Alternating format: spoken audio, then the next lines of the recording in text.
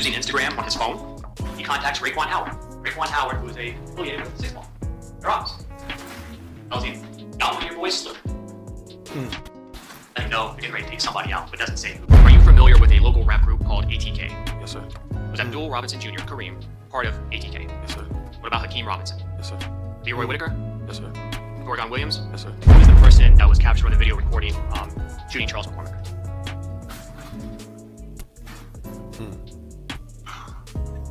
My son. Damn.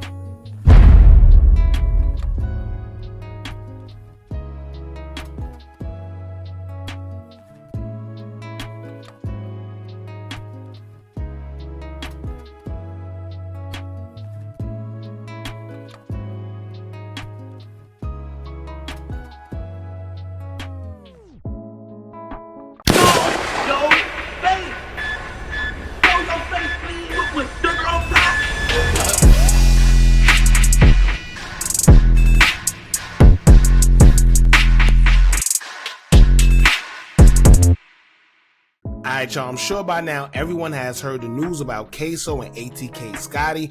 Both have been found guilty and sentenced to life in prison.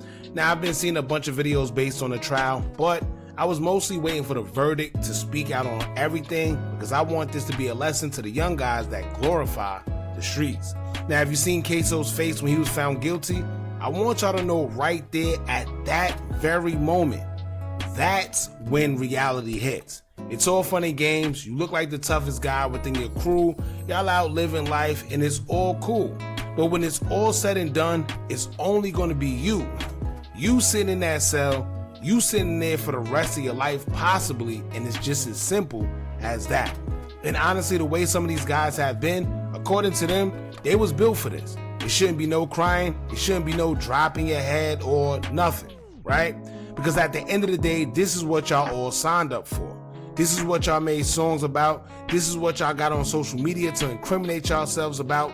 This is what y'all allegedly caught bodies for. The whole 9 yards. So when it comes back, don't get mad. One drill instructor told me one day, when you finally get caught, just think about all the times that you got away with it. Simple as that. Now, a lot of people swore that these guys was coming home because according to Youngin Ace himself, they were. He would take to his IG story to post a picture of KSOO and ATK Scotty as the caption read, quote, "I'll do anything for KSOO. I went broke for this case." I even found that interesting because it's almost like he singled out KSOO, but maybe I'm reaching. Now in another post he would say, quote, "My brother's coming home. I can't wait to see their mama smiling again." But unfortunately, that wouldn't be the case. And if he really went broke fighting that case, then I don't know what to tell him. Now ATK Scotty, as soon as his verdict was read guilty, because he was read first, he responded by reposting a post from his girlfriend as she would say, quote, "This is not the end. God is still working, even when we can't see it. He is moving behind the scenes, and I believe with all my heart that he's going to turn this around. We are going to come back from this. This is just one chapter in our story, not the final word. I believe in God's power to perform miracles, even in the darkest moments. You are strong, and together we are even stronger. I love you, baby. We got this. Y'all coming back off that appeal, trust, and believe." Now, to be honest, these days I wouldn't even put it past that it's possible that they would come home off an appeal, because these days everyone is.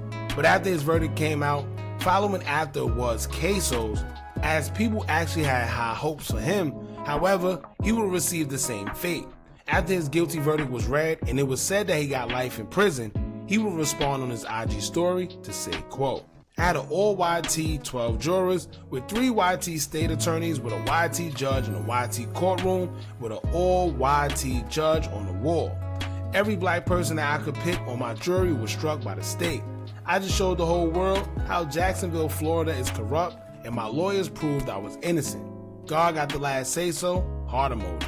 Now ATK Scotty will repost what he said and caption it saying, quote, "It ain't over for us. We coming back, and we coming back better and stronger than ever." He will also state, quote, "We gonna keep fighting till we can't fight no more. At KSOO23X, God got us."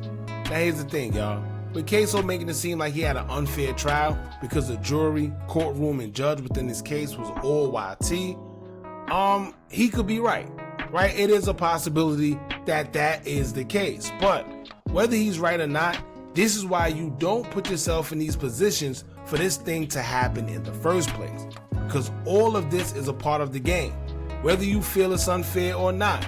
But the point of the matter is to not put yourself in this position so you don't have to worry about having YT judges, YT jurors, or any of that stuff. Because let's be real, is it possible that they could have been against him? Maybe. But why would you want to find that out by putting yourself in a position to be judged and have your freedom in the palm of another man's hands? So we're going to get into a video, shout out to Hip Hop Daily, basically breaking down the case and what transpired leading up to the trial. Y'all hit that thumbs up button so we can get this video into the algorithm. And if you not subscribed to the platform already, make sure you do so now. Let's get into it. KSOO might be the biggest crash out in the history of the rap game. And today we're breaking down how he got cooked in his trial and will never be coming home again. The opening statement started with the prosecutor breaking down the war in Jacksonville for the jury. And 6 Block and ATK are rivals. They don't like each other. They hate each other. And one of the traditions of both groups is producing rap music, drill rap, diss songs that make fun of or talk disrespectfully about members of their ops, the other group. Drill fan. Now see, for y'all out there that y'all think that they're not paying attention, and just because these guys don't get caught up right then and there when they make these songs or go live or do things on social media, just know that in the long run, it could come back to bite you. You think they're not paying attention? You think when they was having them conferences about the war in Jacksonville that it was just nothing, it was getting swept under the rug? No. It was just waiting for the right time to present themselves. Now look, even songs like this, right? You see what I'm saying? All this could come back to bite you. Fans know that Young and Ace and Fulio went to war and tore up the streets, but the lawyer broke it down piece by piece and told him that KSOO murdered Lil Buck for get back. 1 year after KSOO's brother Boss Goon got killed, KSOO and his cousin Scotty went sliding on the ops on the anniversary of KSOO's brother's death. That's when they spotted Lil Buck. When Lil Buck went to his whip, KSOO popped out and shot him till he fell down. Then, while Lil Buck was bleeding on the pavement, KSOO stood over him and shot Lil Buck in the head. And to make sure the jury knew how brutal the situation really was, the prosecutor described how Lil Buck's teeth and brains were splattered all over the parking lot. Slashing open his flesh. Hot metal ripping through his muscles. Hot metal blowing open his skull. Flesh, brain matter, even teeth were sent flying through the air. There are a lot of instances. Now, and you know the crazy part about this is, right? How do y'all think they know about things like this? And once again, like I said before, a lot of people think that these things get swept under the rug because nothing is done initially, but it's all just compiling and compiling. And when they're ready to use it against you, oh, trust me, they are. And you got to remember, of course, he said he had all YT jurors and all that, right? Just know that they're just waiting. They know about KSOO, right? They probably know about all the other stuff they did. But the thing about it is they needed something that was going to be concrete enough to get him in that courtroom. And they already knew in their mind, the minute he get in that courtroom, it was over. Same parts of the KSOO trial. But one of the craziest things is when the lawyer brought up what KSOO told an op right before he pulled the trigger on Lil Buck.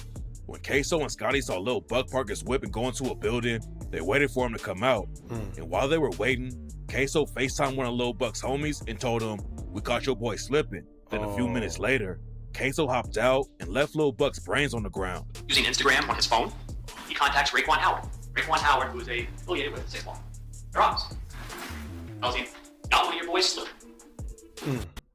Let him know they're getting ready to take somebody out, but doesn't say who. The defense team opened up by trying to make the witness sound sketchy. You're gonna hear from Barbara Buckley, and I'll tell you up front, I think you'll like her. She's feisty. No one pulls anything over her eyes. And she's gonna walk in and she's gonna honestly talk to you about that morning. KSOO's homie Dominique Barner and his own dad Blue flipped on him. But the defense didn't want the jury to believe anything they said. KSOO crashed out in public in front of a bunch of cameras, and he got caught running around with the gun he used to kill Lil Buck with. Now look, now not only did he get caught, right? You on camera, but you got caught with the weapon that was used to unalive Buck, in which they already got you on that. They already have a witness saying that you FaceTimed them, right? Then they got your father. Then they got an affiliate of yours. So to think that he was going to come out of that is crazy. The Look, defense tried to argue that KSOO was way bigger than the dude on the cameras, but KSOO had photos all over social media that prove he fit the description of the shooter. Damn. After KSOO killed Lil Buck, he hopped in a whip with Scotty and Dominique Barner, and they took off with the cops right behind him. They ended up crashing the whip, and that's when KSOO split off from them. He ran through some woods and ended up in another neighborhood, and that's when someone spotted him popping out of the woods and getting picked up by a woman while the police sirens were going off everywhere. A car approaching us, right, coming the way we were sitting.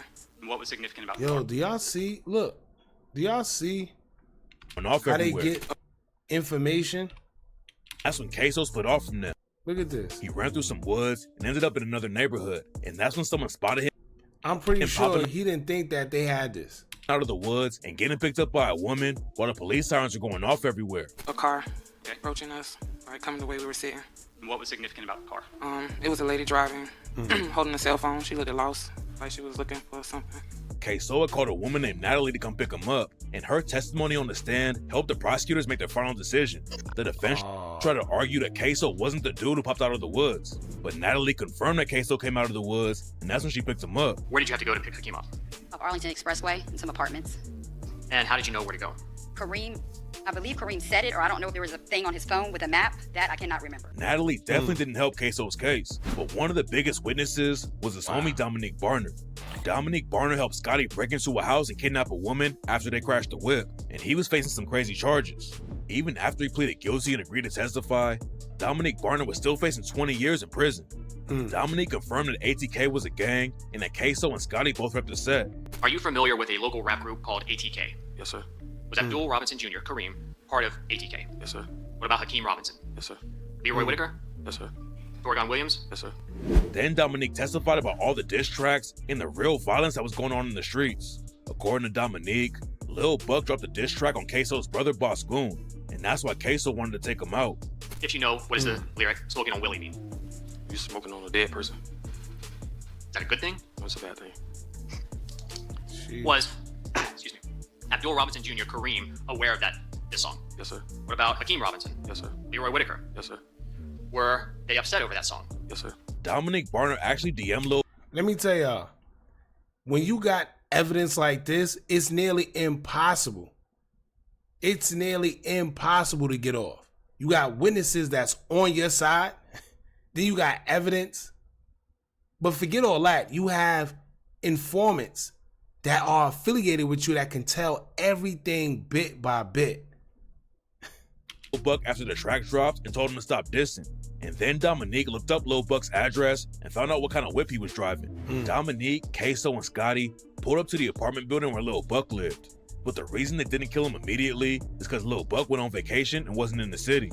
Once you found out where Charles McCormick lived in December of 2019, why wasn't he killed right away? Because he took a vacation. Charles took a vacation? Yeah. They found out that Lil Buck was back from vacation, and that's when Dominique, KSOO, and Scotty went sliding again. They drove to Lil Buck's crib and waited for hours till he came outside. Then they followed him when he drove off. When Lil Buck got to the shopping mall and went inside a building, KSOO, Scotty, and Dominique sat in the whip and waited. Dominique confirmed that's when KSOO FaceTimed one of their ops and let them know they caught one of their homies lacking. Then KSOO popped out and ran Lil Buck down. What happened after Hakeem? Now look, right? He brought that upon himself. Like I always tell y'all, you got metadata, you got all this data in that phone. First of all, what are you even doing bringing your phone with you on a drill? That's one. But then two, to sit there and FaceTime your op and let them know, all right, well, we about to do X, Y, and Z. You said that these are the phone call records. Do you get records as it relates to FaceTime or Instagram or FaceTime or Facebook calls? No, so any kind of mobile or streaming service or streaming calls like that would occur as a data session, so it would be reflected in the records as a data session. And when we're reflecting data sessions, do data sessions necessarily match up exactly with, like, say, for instance, a FaceTime call? No, it could be its own data session. It likely would be embedded in multiple things that were happening during a data session. So if you have a 60-minute data session, I can't tell you what time you started using your ESPN app, and then what time you made a Facebook call, and then what time you got on the Google and searched for something. So it's all within that same data session. And we said, so FaceTime calls are not going to be reflected in the call logs. No. And then what about, like, iMessages? iMessages, iPhone, which makes it an actual iMessage, it would be a data session also, so it would be reflected in data sessions. If you went iPhone to Google, it would not actually be an iMessage, even though it's coming from an iPhone. It has to be, both people have to be have iMessage enabled for it to be an actual message. So if both are enabled and it's going back and forth over Apple phones, it's going to be a data session. If it's mixing Apple and Google, then it would likely show up in the records as an SMS. He jumped out of the Nissan. Shot at him. Shot at who? After they crashed their whip and took off running, Dominique and Scotty broke into a woman's house and started looking for different clothes they could change into and wait for the situation to cool down. They didn't know a woman was inside the crib though, and when she came in and told them they had to leave, Dominique and Scotty choked her and held her hostage so she couldn't scream for help. Then Scotty made some calls, and KSOO's dad Blue was the one who came through and picked him up. One of the craziest parts of the whole story is that KSOO's dad Blue ended up flipping on his son and taking a stand against him.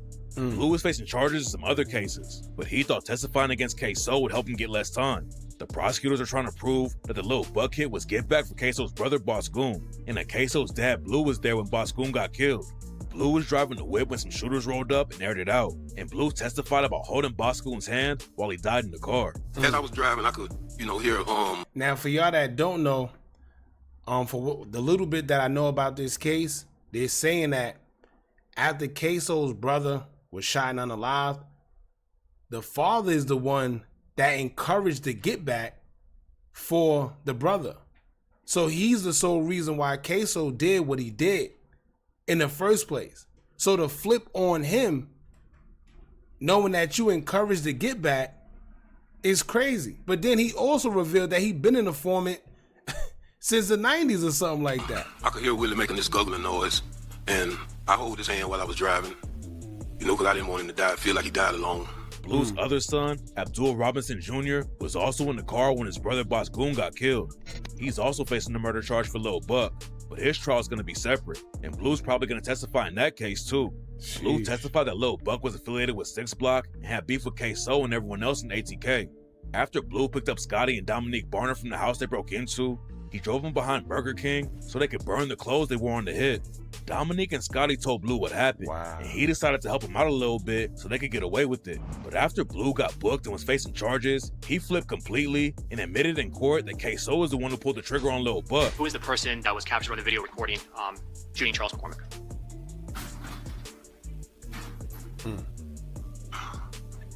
My son. Damn. Damn. And all of this is because he got caught up on other charges. So he can't make it seem like he's doing this to, because he wants his son, in good graces, or he want him off the streets, or he did something bad, so it's moral. No. He's solely selling his own son out over something he did, and now he's providing information to get off of a crime that he did. That's crazy. Keep in mind, he encouraged to get back and even helped them. What's your son's name? Hakeem. Testifying against your own son is wild. Damn. But this wasn't the first time Blue snitched in court. Back in the 90s, he cooperated with the feds against the cop, and then he started working as a confidential informant for the cops. Blue was also wrapped up in another case, but since he decided to plead guilty for accessory after the fact and flip on KSOO, he's only facing 20 years in prison instead of life. The prosecutors had witnesses, snitches, and DNA evidence to prove KSOO was guilty, but KSOO also self-snitched like crazy after he killed Lil Buck. KSOO is also facing murder charges for killing Fulio's homie Lil Bibby. And right now, his reaction to finding out he got charged for that is going viral all over the place. You do have a warrant for your arrest. We have a warrant for your arrest for murder today. What? Yes. For? You want your lawyer, so I can't tell you no more, but you'll be in trouble. What the hell?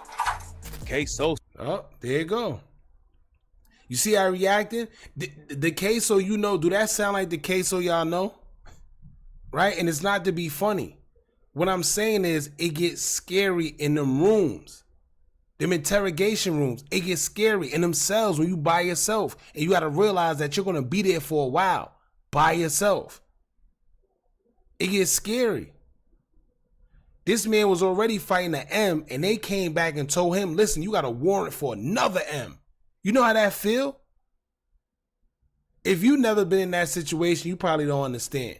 to hear you're fighting one charge and you pretty much have your hopes high that you might beat this one. Then when they come and tell you, yo, you got another charge, so don't get lucky. What? Oh, Self-snitched about Bibby constantly until he got booked for the Lil Buck murder, but a lot of people didn't even know he self-snitched about Lil Buck too. KSOO even dropped the track Bang It Out and showed off the gun he used to kill Lil Buck and posted photos with the same strap. After the Lil Buck hit went down, KSOO went to get a pedicure. Oh, that's the same. Look. KSOO even dropped the track Bang It Out and showed off the gun he used to kill Lil. Look. That same weapon, or this one, whichever one. When you look at the picture, what it look like? See what I'm saying? Y'all gotta watch what y'all doing on social media, man. Buck and posted photos with the same strap. After the Lil Buck hit went down, KSOO went to get a pedicure and made a post where he said, "Kill to get my toes done." And one of the most viral parts of the trial was when the lawyers quoted the post. Kill a nigga, then go get my toes done. Then go get my toes done. Those are his words that he attached to a video. When the trial was over, everyone knew that KSOO and Scotty were cooked. The defense didn't really have anything to fight back against all the evidence, so KSOO and Scotty both went down for murder, and KSOO's reaction is blowing up on social media. Then after it was all over, KSOO posted a story on IG and tried to say that the jury was against him because they were all white, and so was the judge. KSOO crashed out and got flipped on by everybody, and there was almost no way he was going to beat the trial. The cops had DNA, videos. Look at this. Look at this. Yo, listen. Yo, at this, first of all, it's not snitching. He already been found guilty. It's already, like, come on. Yo, you know what's crazy? And I'm not glad, right? But these young guys need to see this. Just understand that somebody's watching. You may have gotten away with it and you think that you're going to get away with it. But trust me, they're watching. Look at this. Look at the body. Witnesses and KSOO's own self-snitching they used against him, and now he's facing life in prison. What makes the situation even worse is that KSOO is still gonna have to fight the Lil Bibby case. So even if he appealed the Lil Buck conviction and won, there's a good chance he's gonna catch another life sentence for allegedly killing Lil Bibby. KSOO self-snitched a lot about Lil Buck, but it was nothing compared to what he did after he allegedly killed Lil Bibby. KSOO gets a sentence handed down for the Lil Buck case in September 2025, and after that, he's got a whole new murder trial to worry about. Damn. You heard that? Do you know? Look, this right here, this feeling right here. This feeling right here. That feeling right there. Y'all listen, for y'all young guys, I can't tell you what to do. This picture right here should just solidify anything you thought of the streets, right? Take it and just delete it. Because this right here is the end result. It's the end result. You by yourself and you got to think to yourself, I screwed up. Keep in mind, he just caught an L for this, right? After this, let's say he even gets an appeal, he still has to fight another M charge. And even when he's facing that M charge, they're going to bring this up in court. So when it comes to the jurors, right? And then not only that, he crashed out by saying, oh, it's all YT jurors, because they're paying attention to that. The next case he has, they're going to mention all this. And they're going to keep it in their mind. But what I'm saying is this. For y'all in the streets, while you got the chance to make something of yourselves, please do, before this be your fate. Y'all jump in the comments, let me know what y'all think about this. Don't forget to like, comment, share, and subscribe. Hit that bell so you're notified every time we drop new content. And remember, as long as you keep on watching, I'ma keep on dropping. And I'm out.